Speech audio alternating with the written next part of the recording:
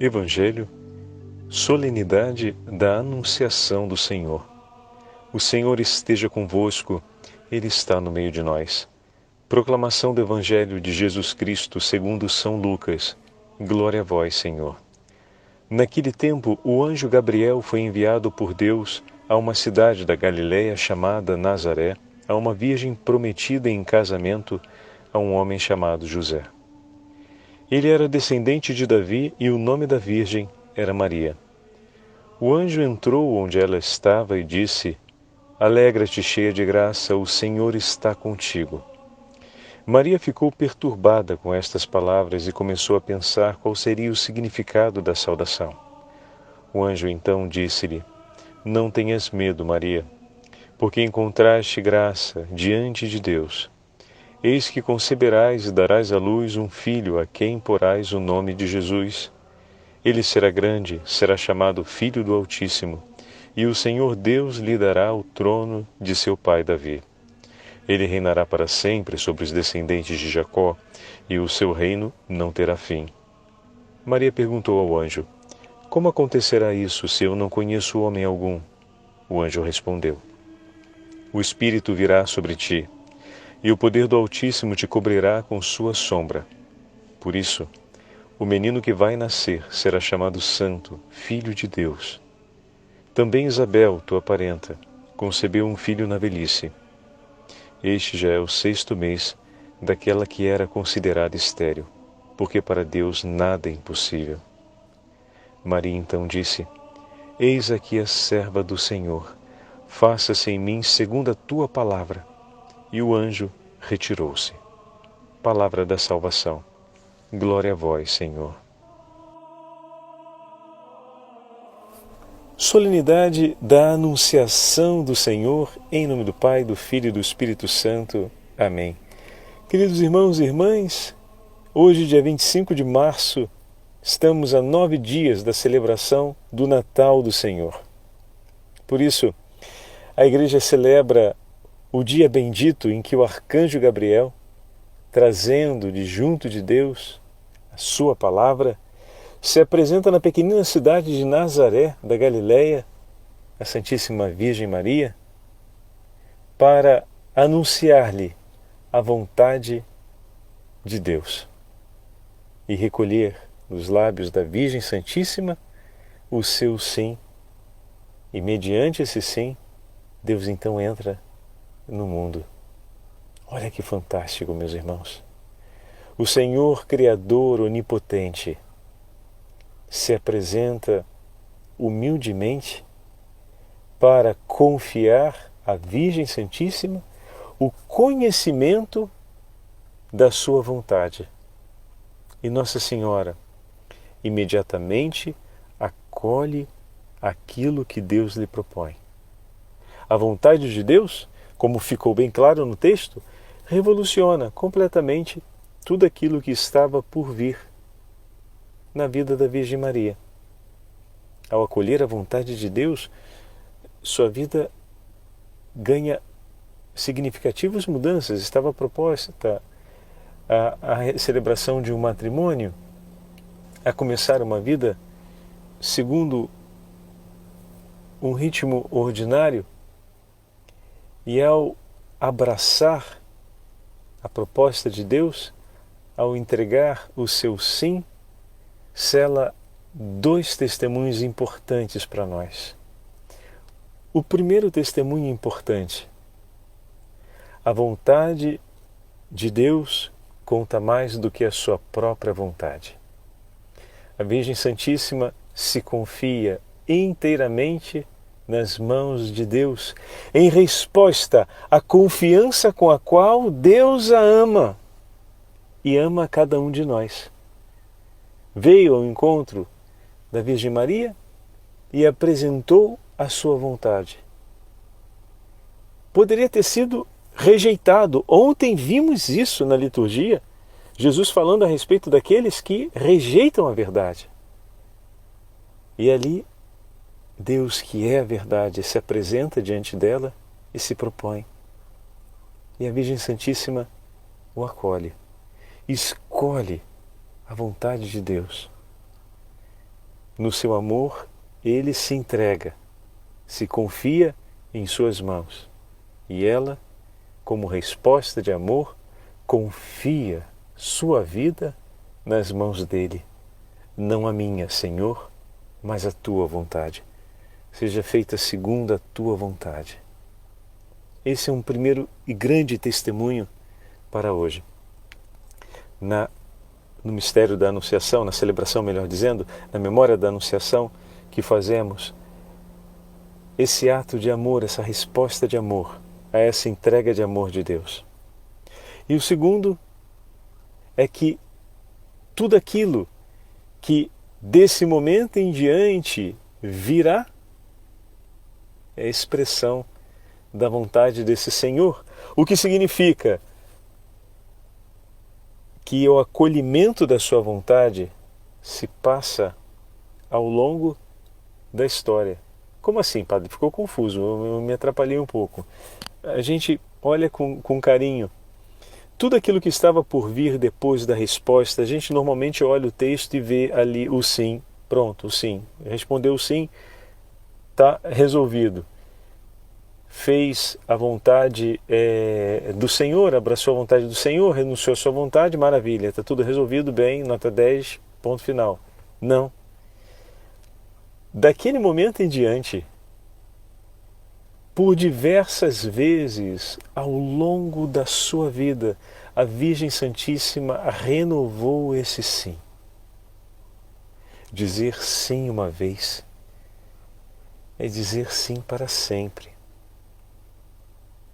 É dessa forma que nós somos chamados a dar o nosso sim. Da mesma forma como Deus deu o seu sim de amor por nós, somos chamados a responder a Ele. Ele deu um sim de amor para sempre. A promessa feita aos patriarcas passou pelos profetas, percorreu a história dos reis, até chegar ao sim definitivo de Cristo na cruz pela nossa salvação. Deus jamais voltou atrás. O seu sim de amor, o seu sim para a vida, se renovou na aliança até a aliança última e definitiva, celebrada na paixão, morte e ressurreição do Senhor, que daqui a uma semana estaremos celebrando juntos. Da mesma forma, o sim que Nossa Senhora deu diante do arcanjo Gabriel foi renovado em todas as demais passagens da história de sua vida, em todos os demais momentos, ou seja, cotidianamente. Cada vez que nós nos deparamos com a proposta de Deus para nós, num dia simples da nossa vida, ali temos a chance de renovar esse sim. Temos falado bastante sobre isso através dos exercícios de espiritualidade que estão sendo propostos durante esse tempo da Quaresma. Em cada momento, cumprir a vontade do Senhor na nossa vida. Veja que em muitos momentos a Sagrada Escritura nos fala, especialmente Lucas, que a Virgem Maria guardava no coração. Às vezes a fala do Senhor, como por exemplo, quando ele é encontrado no templo, em meio aos doutores, é uma frase que há uma certa densidade e não é tão fácil e de imediata compreensão. E a Virgem Santíssima recolhe no seu coração. Da mesma forma, as palavras de Simeão, que ainda estavam por acontecer, uma espada lhe transpassará a alma, a Virgem Santíssima guarda no coração. Ou seja, o seu coração é o lugar seguro e vigilante da vontade de Deus.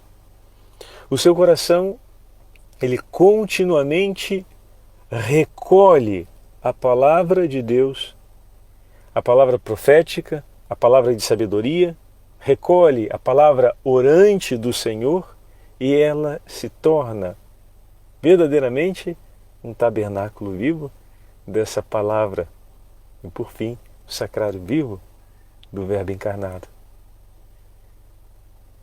É assim que nós somos chamados também a caminharmos na nossa vida cristã. Dar a resposta, dar o nosso sim, é de certa forma tornarmos-nos agora tabernáculos vivos dessa palavra, o lugar onde ela vem guardada. Diariamente procuramos recolher a palavra de Deus para nós. E veja, se olhamos de maneira comparativa, foi numa cerimônia ritual tradicional, a apresentação do menino no templo, onde o Senhor falou com a Virgem Santíssima através das palavras de Simeão e também através das palavras de Ana, e a Virgem Santíssima recolhia tudo em seu coração. O recolher no coração, o ter consigo, é permanecer na vontade de Deus. A compreensão daquela palavra exige ainda um tempo histórico para acontecer. Mas se ela foi entregue, ela já está comigo, já está guardada no meu coração. Essa palavra que o Senhor me entrega me ajuda a viver, marca o itinerário da minha vida,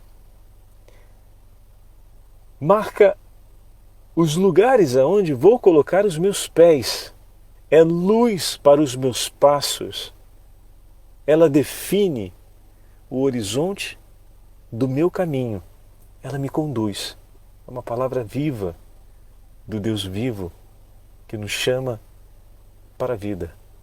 Então, ao responder o sim e acolher a vontade de Deus, a Virgem Santíssima, pouco a pouco, assim como cada um de nós, somos chamados a morrer para a nossa vontade. Bom, no caso da nossa Santíssima Mãe, o seu coração já era todo do Senhor.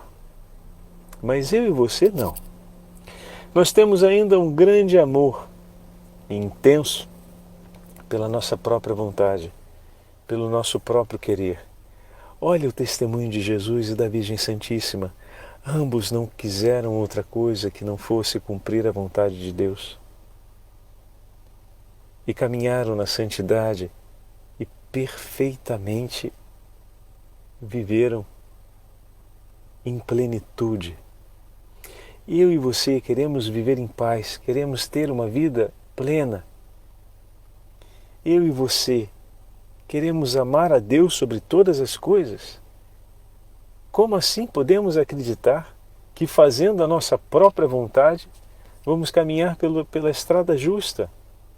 Jesus continuamente repete que veio para cumprir a vontade do Pai.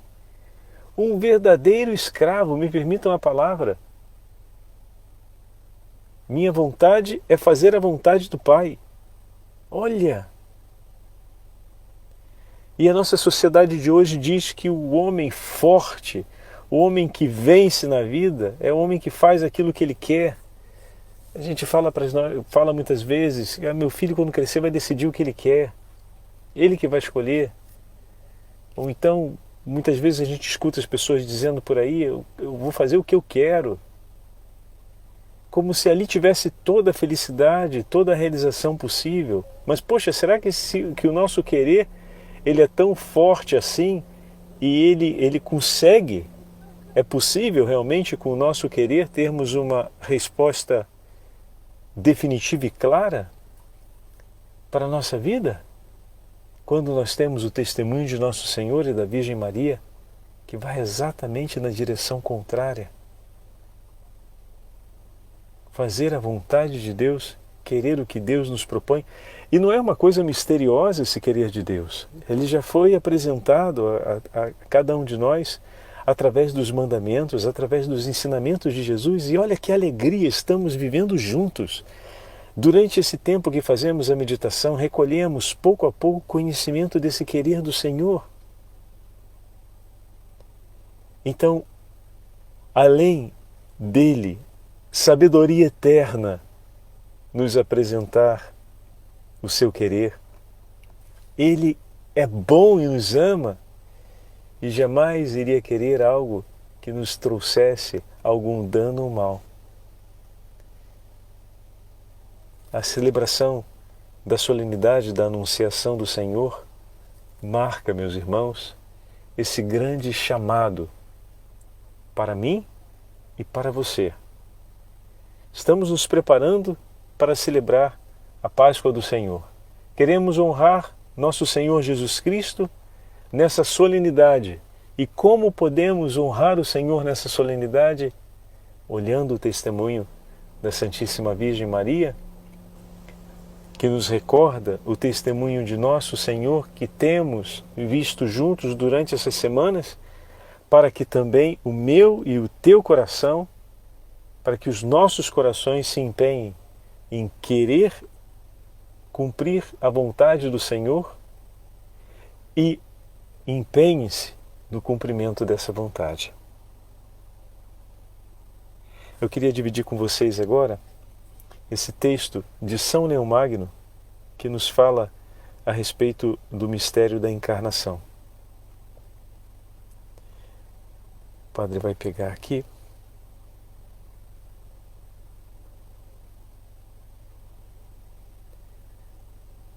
Só um instante. Muito bem. Das cartas de São Leão Magno, Papa. A humildade foi assumida pela majestade, a fraqueza pela força. A mortalidade foi assumida pela eternidade, para saldar a dívida de nossa condição humana. A natureza impassível uniu-se à natureza passível. Desse modo, como convinha a nossa recuperação, o único mediador entre Deus e os homens, o homem Jesus Cristo, podia submeter-se à morte através de sua natureza humana e permanecer imune em sua natureza divina. Por conseguinte, numa natureza perfeita e integral de verdadeiro homem, nasceu o verdadeiro Deus, perfeito na sua divindade, perfeito na nossa humanidade. Por nossa humanidade, queremos significar a natureza que o Criador desde o início formou em nós e que assumiu para renová-la. Mas daquelas coisas que o sedutor trouxe e o homem enganado aceitou, não há nenhum vestígio no Salvador, nem pelo fato de se ter irmanado na comunhão da fragilidade humana, tornou-se participante dos nossos delitos. Assumiu a condição de escravo, sem mancha de pecado, engrandecendo o humano sem diminuir o divino. Porque o aniquilamento pelo qual o invisível se tornou visível e o Criador de tudo quis ser um dos mortais, foi uma condescendência da sua misericórdia, não uma falha do seu poder. Por conseguinte, aquele que na sua condição divina se fez homem, assumindo a condição de escravo, se fez homem. Entrou, portanto, o Filho de Deus neste mundo tão pequenino, descendo do trono celeste, mas sem deixar a glória do Pai. É gerado e nasce de modo totalmente novo, não conhecido pelos homens. De modo novo porque, sendo invisível em si mesmo, torna-se visível como nós. Incompreensível que ser compreendido, existindo antes dos tempos, começou a existir no tempo. O Senhor do Universo assume a condição de escravo, envolvendo em sombra a imensidão de sua majestade. O Deus impassível não recusou ser homem passível. O imortal submeteu-se às leis da morte.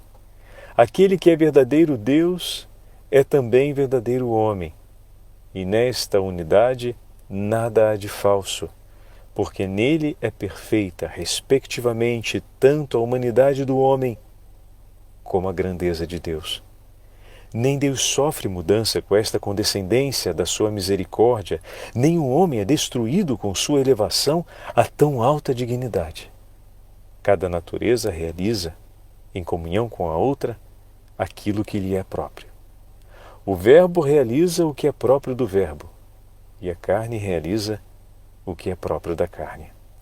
A natureza divina resplandece nos milagres, a humana sucumbe nos sofrimentos, e como o Verbo não renuncia à igualdade da glória do Pai, também a carne não deixa a natureza de nossa raça. É um só e o mesmo, não nos cansaremos de repetir, verdadeiramente Filho de Deus, verdadeiramente Filho do homem. É Deus, porque no princípio era o Verbo, e o Verbo estava com Deus, e o Verbo era Deus. É homem, porque o Verbo se fez carne e habitou entre nós. Com essas palavras, o Papa São Leão Magno nos apresenta o mistério da encarnação e, falando do belíssimo mistério da encarnação, nos leva também a compreender a delicadeza de Deus, que não força, mas com tamanha amabilidade se apresenta a todos nós. Permita-se, meu irmão e minha irmã, ter a ocasião de hoje renovar no seu coração a alegria de dizer: Senhor Jesus, eu recebo de coração aberto e com alegria a sua palavra. Dai-me, Senhor, pela intercessão da Virgem Maria, a graça de cumprir sempre a sua vontade. Ajuda-me, Jesus, a ter forças de escolher deixar o que é meu para ter somente aquilo que é teu. Trouxestes a mim a vida e me destes por amor a graça de viver em ti. Eu te entrego, Senhor, as minhas fraquezas e imperfeições e te peço, dai-me a força e o vigor do Espírito Santo para que, recolhendo a sua voz, para que, acolhendo a sua palavra, não me falte forças para colocá-la em prática, para que também eu possa dizer, junto contigo, para que também eu possa dizer, junto com a Virgem Maria, seja feita, Senhor, a tua vontade, e ao fim da minha vida possa cantar, bendito seja o teu santo nome, Senhor, porque vivestes em mim, e agora, tendo vivido unido a ti, entrego o meu espírito em tuas mãos. O Senhor esteja convosco, Ele está no meio de nós. Pela intercessão da Santíssima Virgem Maria e de São José, abençoe-vos o Deus Todo-Poderoso, Pai, Filho e Espírito Santo. Amém.